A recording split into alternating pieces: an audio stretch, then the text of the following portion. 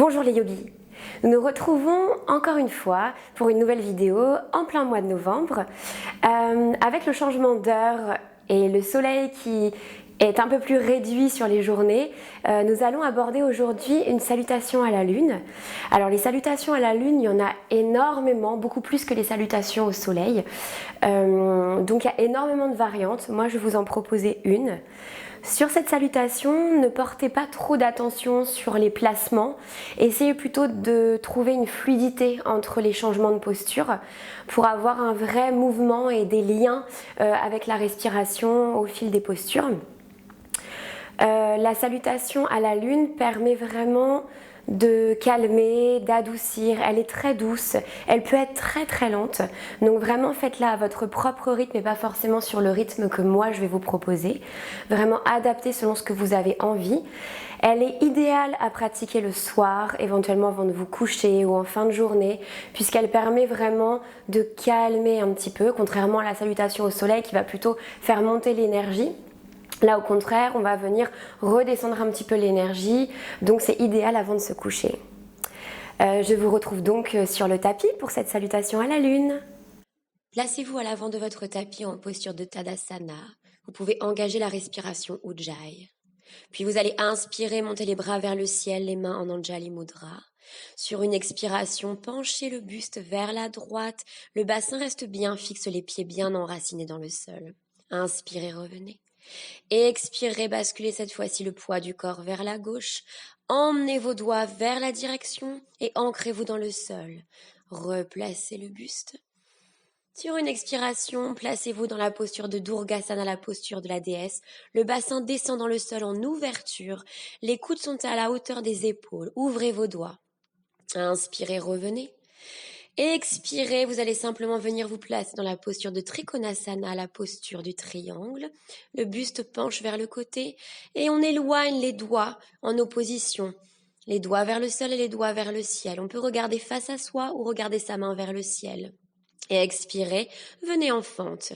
Posez votre genou, relâchez votre pied. Inspirez, venez dans la posture de Anjaneyasana, la posture du croissant de lune. Les doigts sont emmenés vers le ciel et on descend le bassin vers le sol. On relâche le bassin, on étire notre psoas. Et expirez, replacez. Et on vient se placer dans la posture de Adho Mukha Svanasana, la posture du chien tête en bas. Ici, c'est une posture où on étire notre dos, on ancre bien nos doigts dans le sol, on peut plier les genoux, pas de souci. Entrez, rentrez votre nombril vers la colonne vertébrale. Quelques respires. Expirez, pliez vos genoux, regardez entre vos mains et venez marcher jusqu'à vos mains pour dérouler votre dos. Inspire, de nouveau, monte les mains vers le ciel, Anjali Mudra. Expire, replace dans la posture de la montagne. Pour faire la même chose de l'autre côté, on va simplement venir tranquillement prendre quelques respirations. Puis on va venir inspirer, de nouveau monter les mains vers le ciel. Sur l'expire, on va cette fois-ci pencher vers la gauche. On garde bien le bassin droit, on cherche à trouver de l'air entre les côtes. Reviens. Expire vers la droite. On ancre toujours nos pieds, on se grandit. On grandit la colonne vertébrale. Reviens tranquillement. On va venir expirer, ouvrir le pied gauche et venir descendre dans la posture de Durgasana, la posture de la déesse. On ouvre bien nos hanches, la peau des cuisses tourne vers l'extérieur et on se grandit, le dos est bien droit. Le sommet du crâne tire vers le ciel, replace. Et sur une expire, on vient dans la posture de Trikonasana, le pied droit se referme à 90 degrés et on cherche de l'air au niveau de la cage thoracique, le regard vers la main, vers le ciel. On respire ici. Détendez votre nuque, détendez votre mâchoire. Expirez, replacez vos mains au sol, on vient en fente de l'autre côté et on inspire, on vient en Anjaneyasana, la posture du croissant de lune. Attention à ne pas trop basculer le poids du corps vers l'arrière pour ne pas casser les lombaires. Expire, replace et viens chercher un chien tête en bas. Quelques respirations ici. Vous pouvez vraiment pousser, ancrer vos mains dans le sol comme des ventouses. Rentrez votre nombril, absorbez le nombril vers la colonne vertébrale. On engage Uddiyana Bandha ici. On regarde entre les pieds à la largeur du bassin. Expirez, pliez vos genoux et venez tranquillement marcher à l'avant de votre tapis. Déroulez votre dos vertèbre par vertèbre. Inspirez, grandissez-vous, regardez vos pouces. Expire, Anjali Mudra et on se replace en Tadasana. fermez vos yeux, quelques respirations ici, pour simplement accueillir les sensations de cette salutation à la lune.